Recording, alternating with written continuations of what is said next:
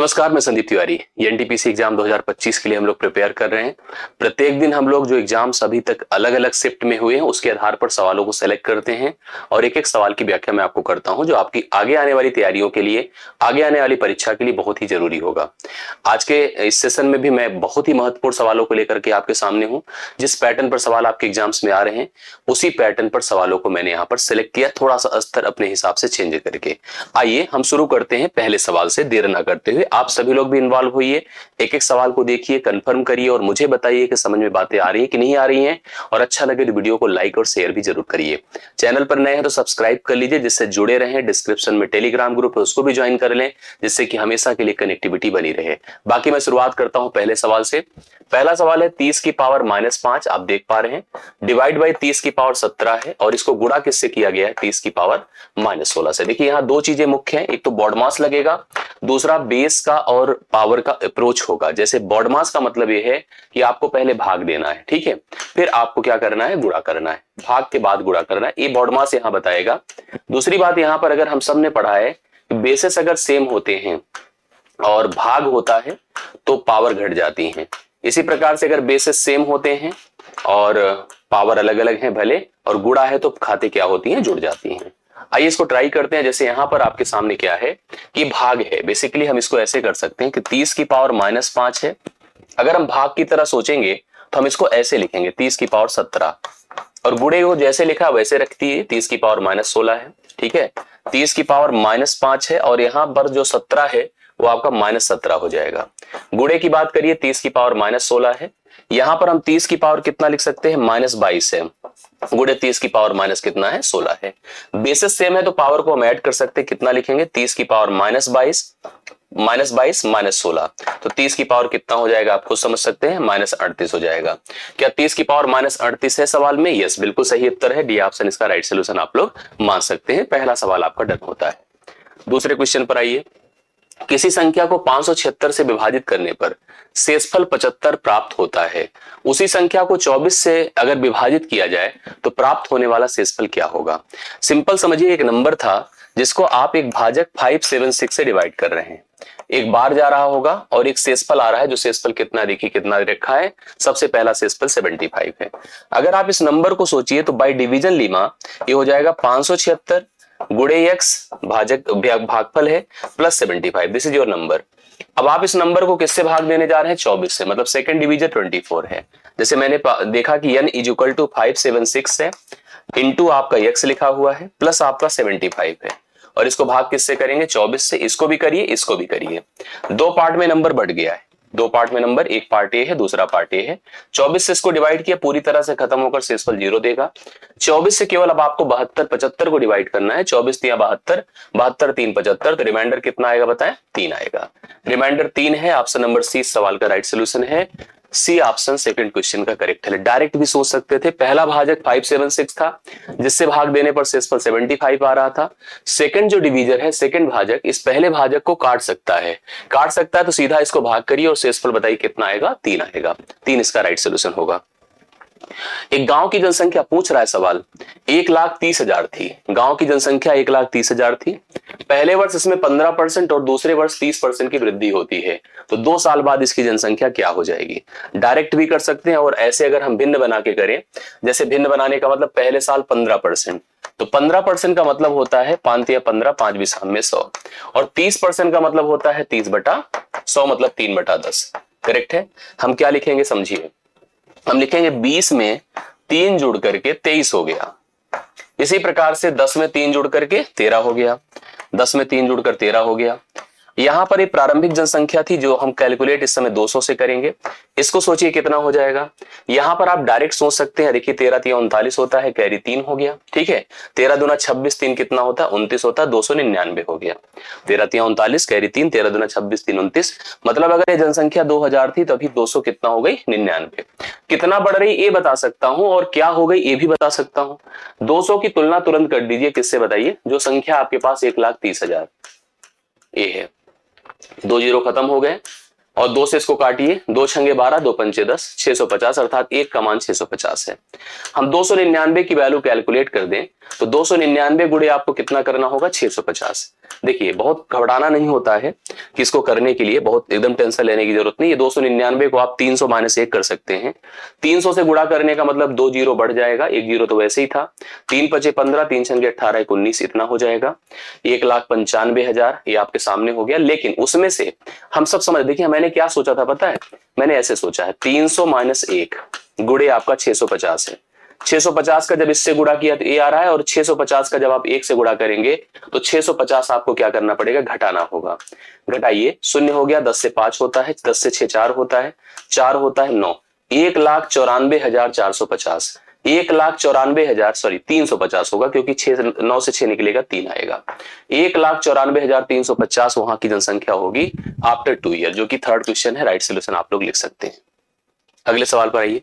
एक वर्गाकार भूखंड का क्षेत्रफल, एक वर्गाकार, ये वर्गाकार भूखंड है मतलब जिसकी अपनी समान भुजाएं हैं, ठीक है, 841 मीटर स्क्वायर है। भूखंड की प्रत्येक भुजा की लंबाई आपको बतानी है, क्या हो जाएगी भाई। अगर प्रत्येक भुजाएं हम भूखंड की ले लें, ए सब है, तो भूखंड का जो क्षेत्रफल है वो एरिया होता है, क्या पता है, ए स्क्वायर होता है। ए स्क्वायर होता है, हमारे पास यहाँ 841 है बराबर ए स्क्वायर है, तो ए बराबर क्या लिखिए, अंडर रूट 841 लिखा। अंडर रूट 841 मतलब 841 का वर्गमूल करना है।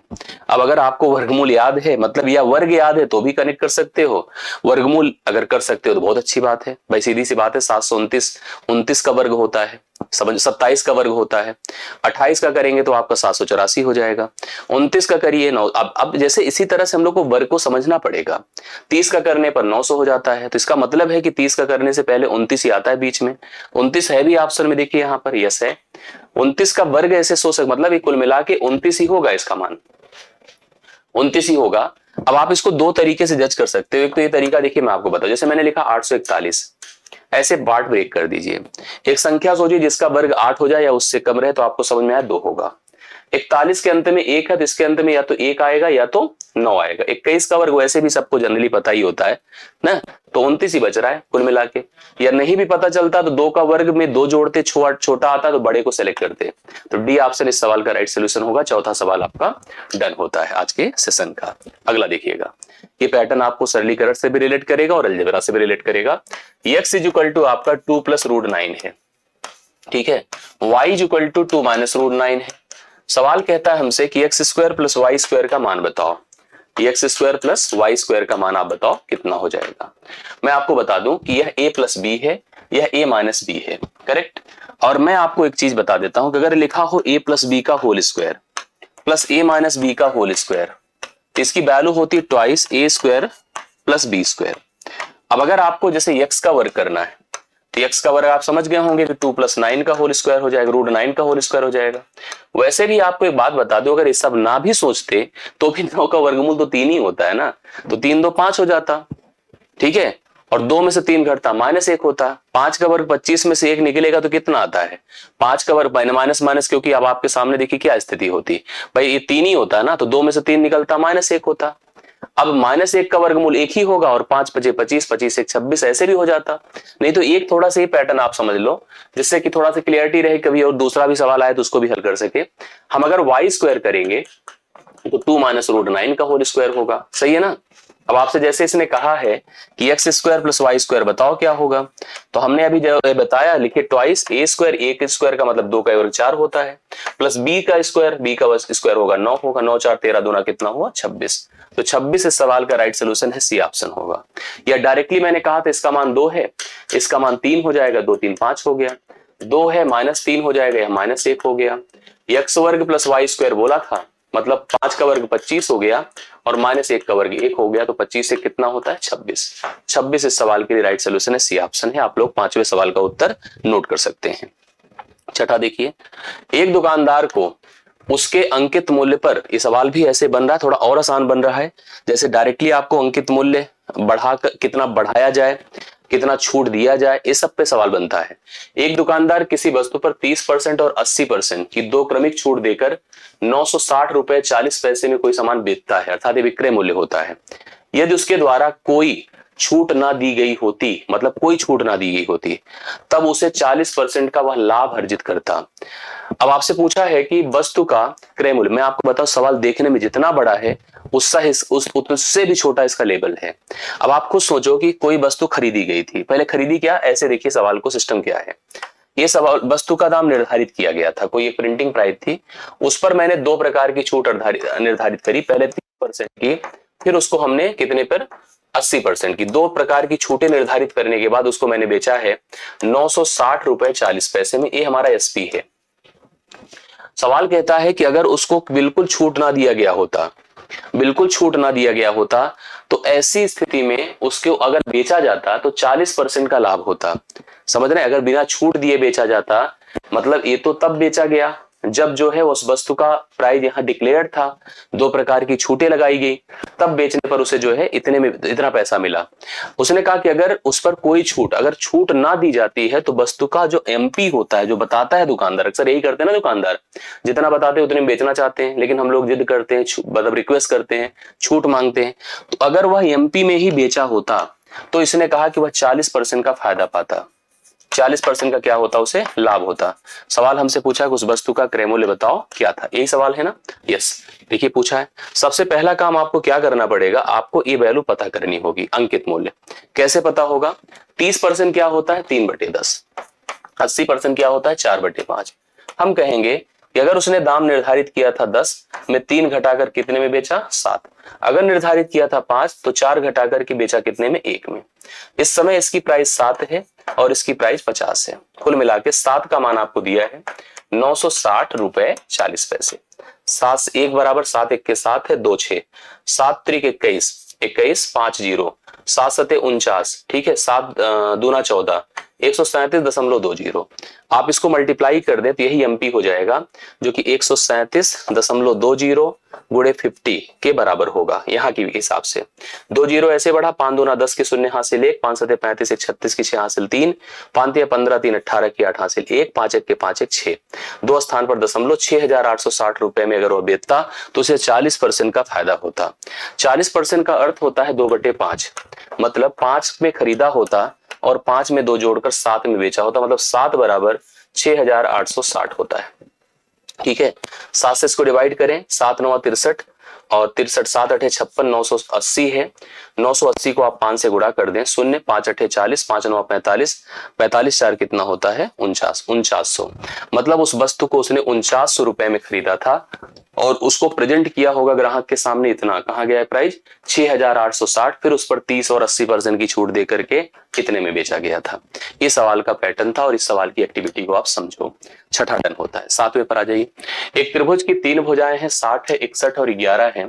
त्रिभुज का क्षेत्रफल बताओ क्या होगा। क्या आपको त्रिभुज ऐसा तो नहीं लग रहा है कि एक समकोण त्रिभुज है, इसके लिए पाइथागोरियन पर कमांड होना चाहिए। जैसे भाई हम समकोण त्रिभुज तब सोचते हैं जब सबसे बड़ी भुजा कर्ण हो, उसका वर्ग करा जाए तो शेष दोनों भुजाएं जो 60 और 11 है उनके वर्गों के योग के बराबर हो। अब इतना तो समय आपके पास है नहीं कि पाइथागोरियन की मैं ट्रिक आपको बताऊं, नहीं तो उलझा दूं फालतू में, उसमें कंफ्यूज होने का कोई मतलब नहीं है। करेक्ट है, 60 का वर्ग हम सबको पता है 3600 होता है, 11 का वर्ग हम सबको पता है 2121 होता है। अगर इन दोनों को जोड़ दो तो 1 हो गया, 1 2 हो गया, 6 कितना, 1 हो गया, ये 2 हो गया, 6 7 हो गया, 3721 हो गया, 3721। 61 का वर्ग करके देखिए, यहीं से बहुत क्लियर हो जाएगा। 61 का वर्ग अगर हमको करना है तो श्री हम लिखेंगे 61 और 61, क्या करेंगे, 1 1 के 1 होता है, 1 छक्के 6, 1 छक्के 12 होता है और 6 चार के 36 होता है।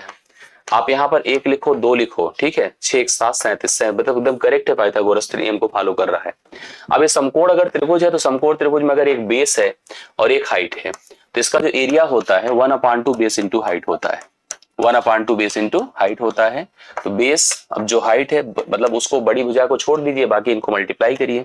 11 गुणे आप 60 कर दो, ये 30 हो गया, 30 का गुणा इससे करें, 11 3 33, 330 unit metre centimetre, centimetre square इसका राइट सोल्यूशन है। ठीक है, 330 करेक्ट आंसर आपका बी ऑप्शन है, करेक्ट आंसर आप लोग लिख सकते हैं। 7वां सवाल आपका डन होता है। ठीक है, 8वें सवाल पर 3 साझेदार, साझेदारी का सवाल आ रहा है। ठीक है, 3 साझेदार हैं, एक व्यापार में 7-2-5 के अनुपात में निवेश करते हैं। अब इस पे पैसा भी दे सकता है, किसी सवाल में पैसा भी दिया है कि 3 साझेदार हैं ABC, उन्होंने पैसे लगाए हैं जो धन लगाया है वो किस रेशियो में लगाया है, 7, 2 और 5 के रेशियो में। और उन्होंने अपनी पूंजी को क्रमशः 11, देखिए समय दिया है, जो 11 माह, 7 माह और 12 माह के लिए निवेश किया है। 11, 7 और 12 महीने के लिए निवेश किया है, करेक्ट है।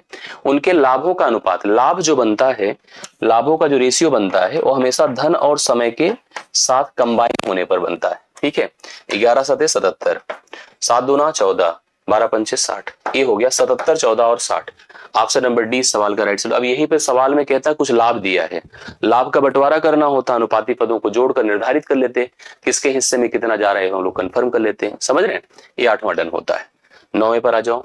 960 रुपए प्रति लीटर मूल्य वाले 40 लीटर दूध में कितना जल मिला दिया जाए कि मिश्रण का मूल्य 4 रुपए 60 पैसे प्रति लीटर हो जाए। मतलब आप समझो मेरी बात को, यहाँ पर मतलब दूध, जैसे जिसने कहा ना कि हमारे पास दूध है जिसका जो प्राइस है 6 पॉइंट कितना है, 90 है, उसमें ये दूध, इसको इसमें कह रहा, इसकी जो मात्रा टोटल दिया है ना 40 लीटर दिया है, भाई जो टोटल क्वांटिटी इसकी दे रखा है 40 लीटर है।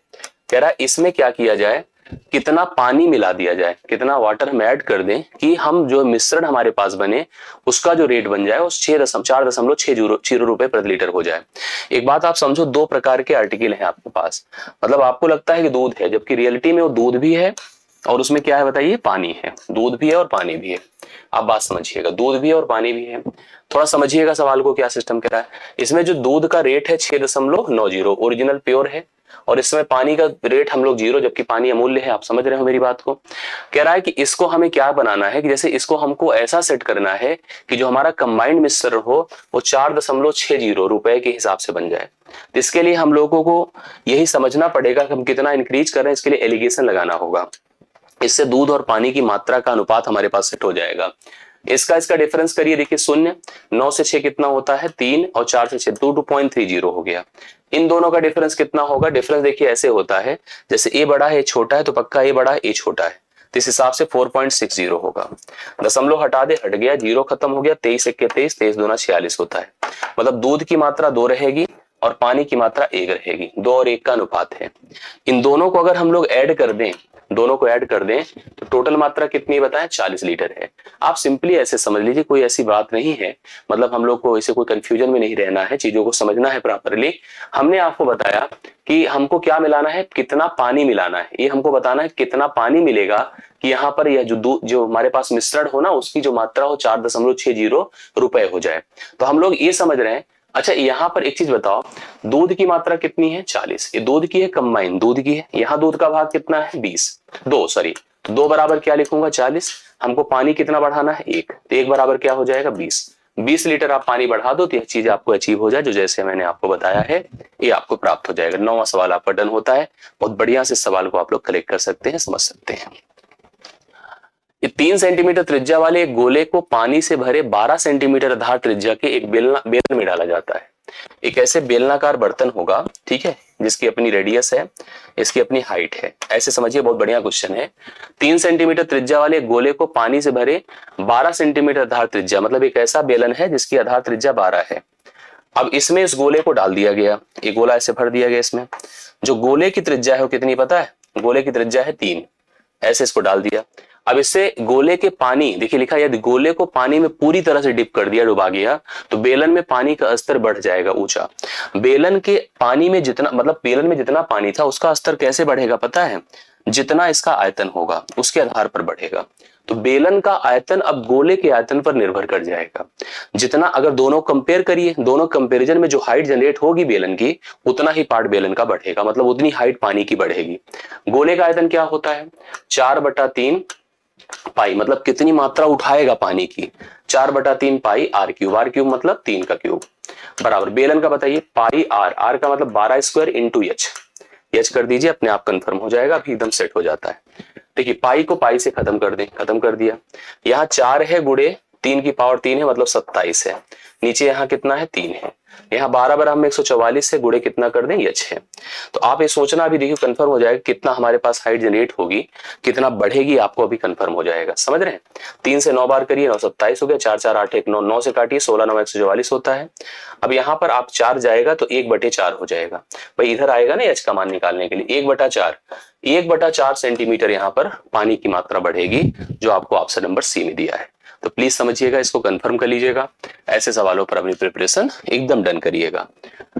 6 पुरुषों का औसत वजन 2 किलोग्राम तब बढ़ जाता है, औसत का सवाल तो छोड़ ही नहीं सकते हम लोग अपनी परीक्षा में, जब उनमें से 48 किलोग्राम वजन वाले एक पुरुष को एक अन्य पुरुष से बदल दिया जाए। मतलब रिप्लेसमेंट का सवाल है। एक समूह में 6 पुरुष थे जिनका औसत वजन कुछ रहा होगा। एक व्यक्ति जिसका वजन है 48 उसको निकाला गया, उसकी जगह पर एक नए पुरुष को शामिल किया गया। तो जो नया पुरुष शामिल हो रहा है उसका भार कितना है हमको बताना है। यह एक प्रकार से इन आउट का सवाल है। एक को आउट किया है और एक को इन किया है। संख्या में कोई फर्क नहीं होता, संख्या एज इट इज बनी रहती है। एक आउट हुआ है एक इन हुआ है। तो अब आप एक चीज समझिएगा, 6 पुरुषों का औसत वजन तब 2 किलोग्राम बढ़ा था जब उनमें से 48 किलोग्राम वजन वाले पुरुष को एक वन्य पुरुष से बदल दिया गया। एक चीज दिमाग में रखिएगा, ये औसत इसलिए बढ़ा है क्योंकि जो आया है वो ज्यादा होगा और जो जा रहा है वो कम होगा। यही नियति होती है। जो आ रहा है उसी का रिस्पांस पूरे समूह पर पड़ता है, जो जा रहा है वो अपना रिस्पांस छोड़कर जाता है, वो डिस्टर्ब नेगेटिव करके जाता है। ज्यादा बनाने के लिए क्या करना होगा, इसकी वैल्यू जितना गया है व्यक्ति जो आया है यहाँ पर बाहर हुआ है, इसका भार कितना था 48, मैंने 48 लिखा, प्लस औसत में कितने की वृद्धि 2 की, और संख्या कितनी बताएं 6, 2 छंगे 12, 48 कितना होता है 60 किलोग्राम। 60 किलोग्राम उसका भार था। ऑप्शन नंबर सी होता है राइट सोल्यूशन। कन्फर्म आप लोग नोट करें। 11वां डन हुआ। एक बैंक अर्धवार्षिक आधार पर गणना करके 3.8% वार्षिक चक्रवृद्धि ब्याज दर पर प्रदान करता है। एक ग्राहक किसी वर्ष 1 जनवरी, ऐसे कुछ आंकड़े कभी पूछ ले रहा है इसलिए मैंने इसको कहा कि कर लिया जाए। एक ग्राहक किसी वर्ष 1 जनवरी को 2710 और 1 जुलाई को 2710 रुपए जमा करता है। वर्ष के अंत में उसे ब्याज के रूप में कितना पैसा मिलेगा। यहाँ कुछ प्रॉब्लम नहीं है, प्रॉब्लम केवल वो है, क्या नाम है, जो ब्याज दर है। और कोई समस्या की बात नहीं, आराम से कर भी लेंगे, कोई टेंशन नहीं। सुनिए 1 जनवरी की बात अगर करो उस साल की, उसने 2710 जमा किया। अब एक बात आपको बता दूं, अगर उसने 1 जनवरी को जमा किया और अर्धवार्षिक रूप से कैलकुलेट कर रहा है तो निश्चित तौर पर आप समझो कि 1 जनवरी से 1 जुलाई आएगा, फिर 1 जुलाई से 1 दिसंबर, फाइनली दिसंबर एंड होगा। मतलब इसको 2 छमाही फेस करना होगा, 2 छमाही होगा। जबकि उसने फिर से क्या किया था, 1 जुलाई को 2710 और जमा किया था। समझ रहे हैं? तो अर्थात जो यहां ब्याज मिला था उस ब्याज का आपको डबल करना है, इस ब्याज को डबल, क्योंकि यहां से भी वही ब्याज मिलेगा।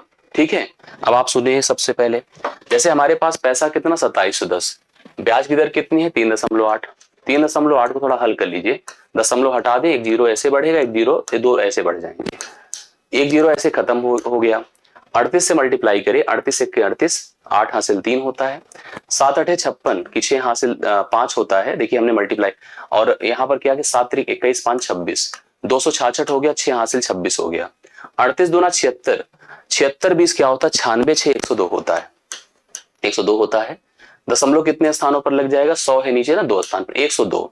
अब इस 102 का उपयोग हम लोग देखिए कैसे करते हैं। जैसे हमारे पास जो ब्याज आया 3.8 के, अच्छा एक चीज ऐसे भी समझ सकते हैं आप लोग कि जैसे अगर 3.8 का जो ब्याज आपको निकालना है, किस पर निकालना है बताइए, आपको कितने पे 2710 पे निकालना है। तो डायरेक्ट आप 1% से भी जा सकते हो, कोई ऐसी प्रॉब्लम तो है नहीं। मतलब अपने पास अगर 2710 रुपए है और उसको अगर हम ब्याज के रूप में उसका 3.8% निकालना चाहते हैं, तो 3.8 का मतलब अगर 100 से भाग करो तो 0.038 हो जाएगा, 0.038 हो जाएगा। इसको कैलकुलेट करेंगे 102.68 आ रहा है, यहां से ब्याज आ रहा है 102.68 रुपीज आ रहा है। और हमको क्या करना है अभी देखिए आपको क्लियर, यहां पर उसने हमसे कहा है कि बैंक अर्धवार्षिक। अच्छा एक चीज आपको देखिए समझना पड़ेगा, ये जो ब्याज हम कैलकुलेट कर रहे हैं हम 3.8 नहीं लिख सकते। यहाँ पर 3.8 इसलिए नहीं लिख सकते क्योंकि छमाही कैलकुलेट हो रहा है, और छमाही में ब्याज क्या होता है, ब्याज की दर आधी हो जाती है। तो इसलिए हमको ये 3.8 की जगह पर क्या लिखना पड़ेगा पता है, इसका आधा करना पड़ेगा। मतलब ऐसे देखिए मैं आपको समझाता हूं, ये करना होगा 3.8 बटा आप 100 कर दो, लेकिन आप साथ साथ 2 से और भाग कर दो, मतलब 200 से भाग करो। तो एक प्रकार से अगर हम 3.8 को लेते हैं और 3.8 का आधा करेंगे तब जाकर के हमें 1 जनवरी से यहाँ का ब्याज प्राप्त होगा, जो अपने पास कितना है बोलिए 2710 है। 2710 को अगर हमने 3.8 से मल्टीप्लाई कर दिया, 3.8 से मल्टीप्लाई करके इसको अगर हमने 200 से भाग कर दिया, ठीक है, तो अपने पास आएगा 51.49, 51.49 ये हमारा ब्याज आया।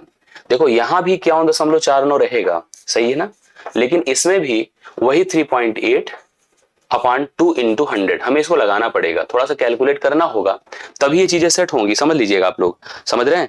जो 51 दशमलव आपके पास 49 आया है, 51.49 आया है, उसको फिर से हमें 3.8 से मल्टीप्लाई करना होगा, उसको फिर से आपको 3.8 से मल्टीप्लाई करना होगा और जो आएगा उसको फिर से हमको 200 से भाग करना होगा।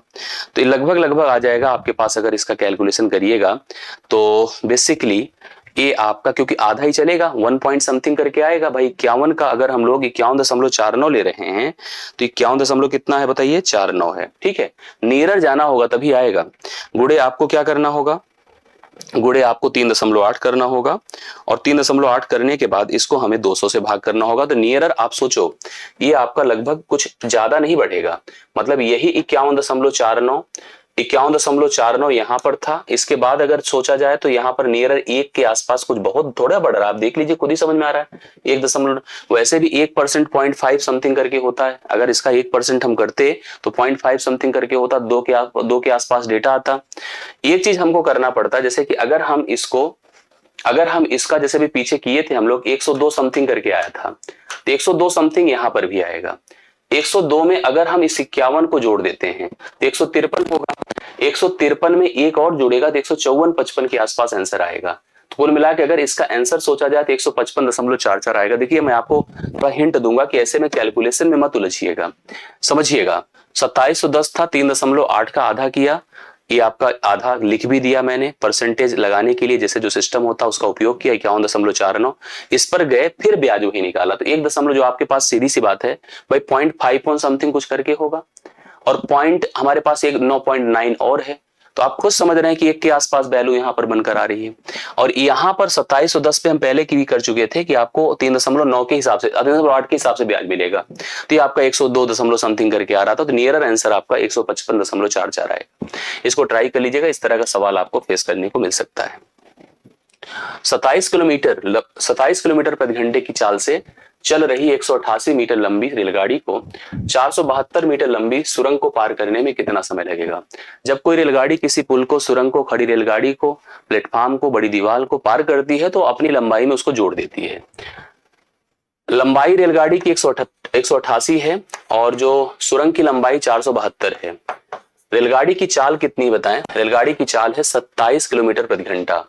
आप लिख सकते हैं 27 को थोड़ा सा आप चेंज कर लो, 27 गुणे 5/18 है, 9 दूना 18 होता है, 9 त्रिक 27, 15/2 है, 15/2 करके गुणे आप क्या कर दीजिए यहाँ पर, ये तो चाल हो गई, समय लिख दीजिए। तो आप इसको साल कर सकते हैं, मतलब यहाँ पर आप समझिए 8 2 10, 8 7 15, 1 16, 4 1 5 1 6, 660 हो गया। 660 का 2 से गुणा करके 15 से भाग कर दीजिए, 15 चौके 60 है, 15 चौके 60 है, 44 दूना 88 है, 88 इसका राइट सोल्यूशन है। 88 सेकंड लगेगा, ऑप्शन नंबर ये आपका सही होता है। सवाल आपका डन हो गया। आइए देखिए, शंक्वाकार तंबू के बारे में सवाल है और आप जानते हो बिना शंकु के पेपर तो बन नहीं रहा है। शंकु पर सवाल तो हर शिफ्ट में पूछ रहा है आपसे।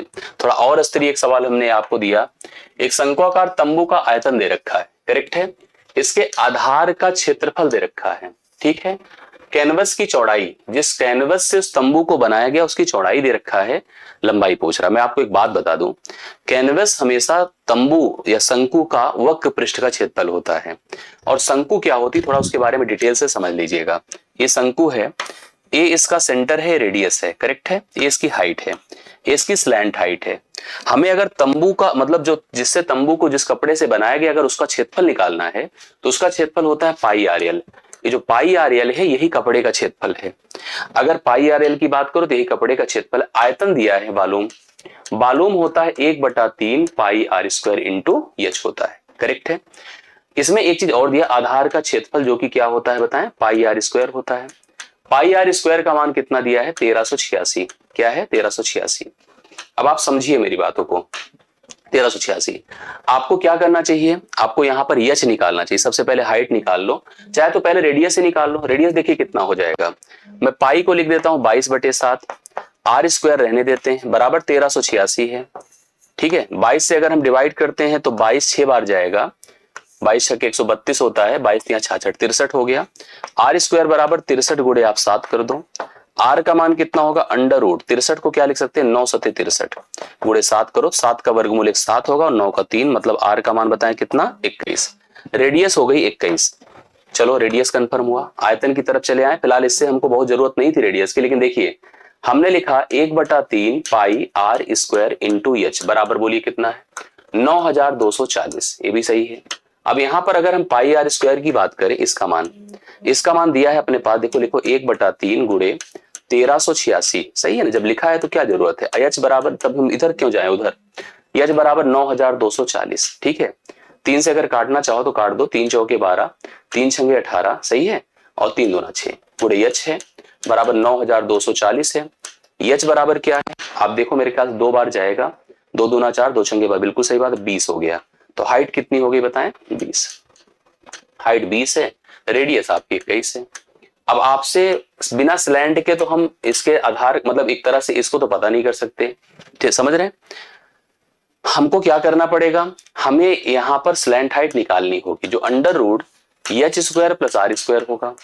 एच स्क्वायर आपके पास कितना है 20, तो 20 का वर्ग कर दें, प्लस 21 का वर्ग कर दें, तो 20 का वर्ग कितना होगा 400, और इसका कितना होगा 441 होगा, ये हो जाएगा 841।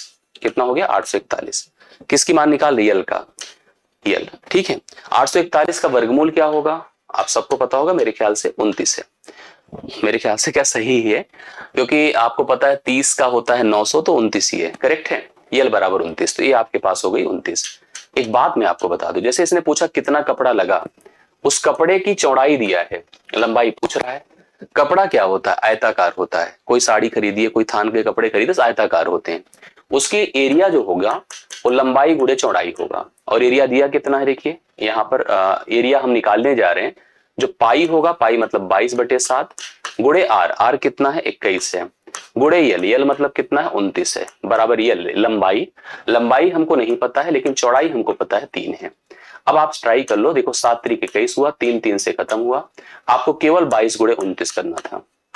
ठीक, 29 दूना 58 की 8 हासिल 5, 29 दूना 58, 58 5 कितना होता है 63, 600 कितना हो जाएगा 38 metre. D option right solution है, 14 नंबर डन होता है। ठीक है, देखिए इस पैटर्न का भी एक सवाल पढ़ना बहुत जरूरी है, आप सवाल को पढ़िए। ये थोड़ा सा फिगर का है, डीआई टाइप का है, लेकिन इंपॉर्टेंट है, आपसे आपको एग्जाम में फील करने को मिल सकता है। सवाल देखो क्या है, प्लास्टिक के बल्लों के बारे में जानकारी निर्मित बल्लों की कुल संख्या के प्रतिशत के रूप में दी गई है। देखिए यहाँ पर कुछ कंपनियां हैं, मैं जो फिगर देखकर समझ पा रहा हूँ, टेबल में जो इन्फॉर्मेशन है, कंपनियां ए से बी से लेकर के एफ तक हैं, इन्होंने कितने प्रतिशत प्लास्टिक के बल्ले बनाए हैं दिया गया है। जैसे उसका ये है कि उसने जितने बल्ले बनाए उसका 55%, जैसे कंपनी ए की बात करो, प्लास्टिक के बल्ले बनाए हैं, बी ने जितने बनाए उसका 70% प्लास्टिक का बनाया है। ऐसे प्रत्येक ने अपने कंपनी में कितने प्लास्टिक के बल्ले परसेंटेज के रूप में बनाए, ये दिया गया है। लकड़ी के बल्ले बने, 2 ही प्रकार के बल्ले मेरे ख्याल से होते हैं, लकड़ी के, प्लास्टिक के। लकड़ी के बल्लों की जानकारी, ब्रांड एक्स, मतलब जो लकड़ी के बल्ले बनते हैं वो 2 प्रकार के इसमें बनाए हैं, एक ब्रांड एक्स है, एक ब्रांड वाई, मतलब 2 प्रकार के लकड़ी के बल्ले बने हैं। प्रत्येक कंपनी, एक और इन्फॉर्मेशन बहुत बढ़िया दिया कि सबने, हर कंपनी ने 25-25 हजार बल्ले बनाए, सबने 25-25 हजार क्रिकेट के बल्ले बनाए हैं। सवाल कहता है कंपनी सी द्वारा निर्मित ब्रांड वाई वाले लकड़ी के बल्ले, कंपनी सी द्वारा निर्मित ब्रांड वाई वाले लकड़ी के बल्ले कंपनी ए तथा एफ द्वारा निर्मित लकड़ी के बल्लों की कुल संख्या का अनुपात कितना है। बढ़िया सवाल तो है। सबसे पहले आइए सी की बात करिए, 25,000 बल्ला बना है, हर कंपनी ने बनाया है, 55% अगर उसने प्लास्टिक बनाया है तो 45% बनाया होगा उसने, तो हम 45% बनाया है तो 55% उसने बनाया होगा लकड़ी। 55/100 कर दीजिए, ठीक है, 55/100 करके हमने कितना कर दिया 25,000। ये देखिए 2 जीरो खत्म करके इसको ऐसे रहने दीजिए, कुछ काटिए पीटिए मत, ऐसे लिखिए 55 गुणे 250। अब इसमें मुझे ये निकालना है कि उसने ब्रांड वाई के कितने बल्ले बनाए। इसके लिए मैंने उनके एक्स और वाई के अनुपातों को देखा, जो 6 और 19 था, 19 से कितना होता है 25, 25 बराबर मैंने 55 गुणे कितना कर दिया 250। अब हमको निकालना क्या है 19 का मान। तो 19 बराबर क्या होगा 25 से काट दीजिए 10 बार होगा, 10 बार काटेंगे तो 550 होगा। तो 550 गुणे 19 ये टोटल बल्ले बनाया उसने किसका, ब्रांड वाई का जो लकड़ी वाला है, किसने, कंपनी सी ने। अब बात करो कंपनी ए की और कंपनी एफ की, दोनों ने 25-25 हजार बल्ले बनाए। 55% अगर इसने प्लास्टिक बनाया है तो 45% इसने बनाया होगा लकड़ी का। तो 45% लिख दीजिए किसका, लकड़ी का। ठीक है, 45% किसका, लकड़ी का। तो 45% मतलब बेसिकली आप 45/100 लिख सकते हो। ठीक है, 45/100 लिख दीजिए, पूरे 25,000 कर दीजिए, सही है ना। प्लस अगर यफ की बात करो, देखो यफ ने कितना बनाया है, यफ ने 40 बनाया है लकड़ी का, प्लास्टिक का, तो 60 बनाया होगा लकड़ी का। तो 60/100 कर दीजिए, गुणे 25,000 कर दीजिए, सही है ना। अब आप ये सोचो 25,000/100 तो हम कॉमन ही कर सकते हैं, कर दिया हमने कॉमन। तो जैसे ही कॉमन करेंगे 45 और यही बचेगा, भाई उसको आपने कॉमन कर लिया, 4500 105 हो जाएगा, ये 2 जीरो ऐसे ही खत्म हो जाएगा। तो इसका हो जाएगा 250 गुणे 105। हमको पहले सी वाला रखना है, सी का मान कितना है 550 गुणे 19 और इसका कितना आया 250 गुणे 105। थोड़ा काट पीट दीजिए, आंसर हो जाएगा अपने आप। आइए ट्राई करता हूं, देखिए 1 शून्य देखिए ऐसे नॉर्मली खत्म हो जा रहा है, 5 5 25 होता है, 5 11 बार 55 होता है, और तो कुछ खत्म नहीं हो, 11 9 99 और तो नहीं खत्म हो रहा। हाँ 11 की 11 9 20, 209 हो गया, 525 हो जाएगा, 525। तो 209 अनुपाते 525 पहला ही ऑप्शन इसका राइट सोल्यूशन होगा। सभी लोग अच्छे से इसको देख लीजिए। तो ये हमारी तरफ से आज के सेशन का अंतिम सवाल था। आप सभी को बेस्ट विशेष, अच्छे से करिए, तैयारियां करिए, अच्छे से अपनी एग्जाम दीजिए, और अगर हमसे कोई अगर जरूरत हो या कोई आपको फीडबैक जो भी देना हो, सुझाव देना हो, आप जरूर कमेंट करिए। थैंक यू सो मच, मिलता हूं नेक्स्ट।